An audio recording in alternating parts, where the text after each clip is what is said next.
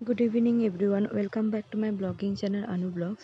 তো দেখতে পাচ্ছেন আমি আমার খাওয়া দাওয়ার সরঞ্জাম রেডি করে নিয়ে বসে পড়েছি রান্না করতে।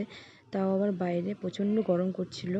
তো আজ আমি বানাবো চিলি সোয়াবিন। তো প্রথমেই চিলি সোয়াবিন বানানোর জন্য আমি একটা বাটিতে গিয়ে সোয়াবিন নিয়ে নিয়েছি, আর তার মধ্যে গিয়ে জল নিয়ে ভালো মতন ক্লিন করে নিলাম। এরপরে গিয়ে একটা কড়াইয়ের মধ্যে পরিমাণ মতন জল নিয়ে নিলাম।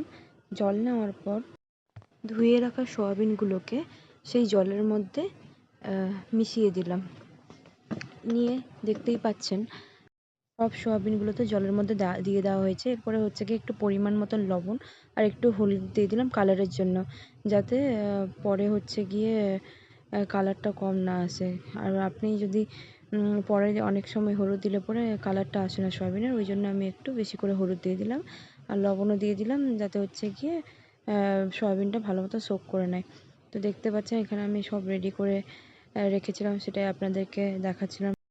তো এখানে দেখতেই পাচ্ছেন সেদ্ধ করে রাখা সয়াবিন, পেঁয়াজ কুচিয়ে রাখা, টমেটো আর কাঁচা লঙ্কা, শুকনো লঙ্কা সব একসাথে রেডি করে নিয়েছি। তো এরপরে গিয়ে সিদ্ধ করে রাখা সয়াবিনের মধ্যে টমেটো সস আর সয়া সস, একটু হলুদ, তারপরে গিয়ে শুকনো লঙ্কা গুঁড়ো দিয়ে দিলাম কারণ ঝালের জন্য, আর পরিমাণ মতন কর্নফ্লাওয়ার।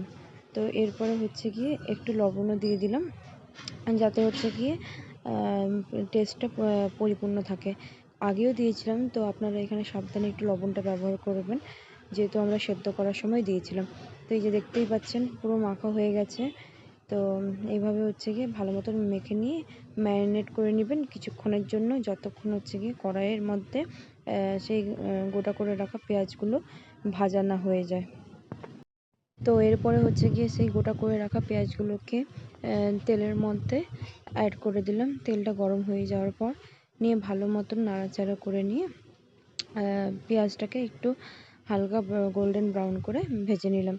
তো এই যে দেখছেন পেঁয়াজটা ভাজা হয়ে গেছে। এরপরে গিয়ে আলাদা করে তেল গরম করতে দিয়েছি।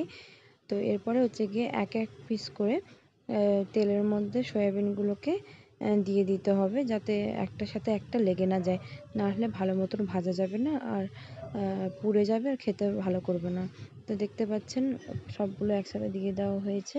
নিয়ে এইভাবে হালকা আঁচে ভাজতে হবে।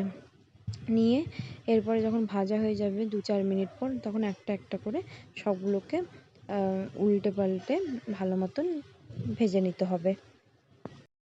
তো দেখতে পাচ্ছেন কি সুন্দর লাল লাল করে ভাজা হয়ে গেছে, দেখতেও খুব ভালো লাগছিল। আর সত্যি কথা বলতে আমি টেস্ট করেও দেখেছিলাম, খেতেও খুব টেস্ট লাগছিল। তো পরে যে টমেটোগুলোকে গিয়ে আমি কেটে রেখেছিলাম, সেগুলোকে একটু করে ভেজে নিলাম। আপনারা চাইলে ক্যাপসিকামও অ্যাড করতে পারেন, কারণ চিলি সয়াবিনে ক্যাপসিকামও দেয়। তো আমার কাছে যেহেতু ক্যাপসিকাম ছিল না, তার জন্য আমি টমেটোটাকে এইভাবে কেটে দিয়ে দিয়েছিলাম। তো এরপরে গিয়ে ফোড়নের জন্য দুটো শুকনো লঙ্কা আর কিছুটা কাঁচা লঙ্কা কুচিয়ে রেখেছিলাম, সেগুলোকে সেই গরম তেলের মধ্যে দিয়ে দিলাম। নিয়ে এরপরে গিয়ে কুচিয়ে রাখা পেঁয়াজগুলোকে অ্যাড করে দিলাম। নিয়ে একটু পরিমাণ মতন লবণ দিয়ে দিলাম, যাতে পেঁয়াজটা তাড়াতাড়ি ভাজা হয়ে যায়, সেদ্ধ হয়ে যায়। আর এই সেই গোটা টমেটোর মাঝখান থেকে একটু ভেতর থেকে টমেটো যা বেরিয়েছিল সেটাও অ্যাড করে দিলাম, কারণ আমি সবজি কাটার সময় যা থাকে অবশিষ্ট অংশ সব দিয়ে দিই, যতটা অ্যাভয়েড না করলেই নয়। নিয়ে আদা রসুনের পেস্টও বেটে রেখেছিলাম, নিয়ে আদা রসুনের পেস্টটাকে অ্যাড করে দিলাম। নিয়ে 2-4 মিনিট যতক্ষণ না আদা রসুনের গন্ধটা চলে যায় ততক্ষণ ভালো মতন ভেজে নিতে হবে। তো ঝালের জন্য একটু শুকনো গুঁড়ো মরিচের গুঁড়ো দিয়ে দিলাম, আর পরিমাণ মতন একটু হলুদ আর লবণ দিয়ে ভালো মতন নাড়াচাড়া করে নিলাম। দেখতে পাচ্ছেন অলমোস্ট পেঁয়াজটাও ভাজা হয়েই এসেছে। নিয়ে এরপরে গিয়ে পরিমাণ মতন টমেটো কেচাপ সস গিয়ে অ্যাড করে দিলাম, আর কিছুটা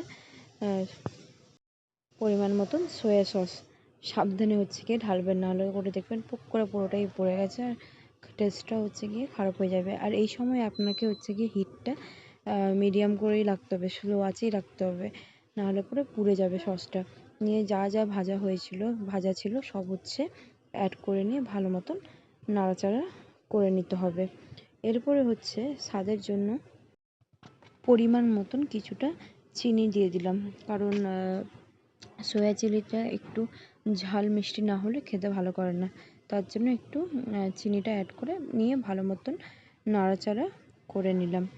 এরপরে জল রেখেছিলাম, তো ওই জলটাকেই হচ্ছে গিয়ে অ্যাড করে দিলাম। অ্যাড করার পর হচ্ছে গিয়ে ভালো মতো নাড়াচাড়া করে নিলাম। এইখানে আপনারা একটু কর্নফ্লাওয়ার জলের মধ্যে নিয়েও মিক্স করে দিতে পারেন, ঘন হবে তাহলে। আমি নিইনি, কারণ আমার ভালো লাগে না, তার জন্য আমি অ্যাভয়েড করেছিলাম। তারপরে হচ্ছে লাস্টে নামানোর আগে কিছুটা ধনেপাতা কুচিয়ে করে অ্যাড করে দিয়ে ভালো মতন নাড়াচাড়া করে দিলে পরেই এইভাবেই হচ্ছে তৈরি হয়ে যাবে চিলি সয়াবিন। তো দেখতেই পাচ্ছেন কত ডেলিশিয়াস লাগছে, আপনারাও একবার ট্রাই করে দেখবেন।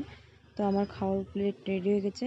ভাত, চিলি সয়াবিন, বেগুন ভাজা, একটা ডিমের অমলেট আর মিক্সড ডাল। তো আমি এখন খেতে চলি। আজকের মতন ভিডিওটি এখানেই শেষ করলাম। দেখা হবে পরের একটি ব্লগে। গুড নাইট, সবাই ভালো থাকবেন। Bye bye.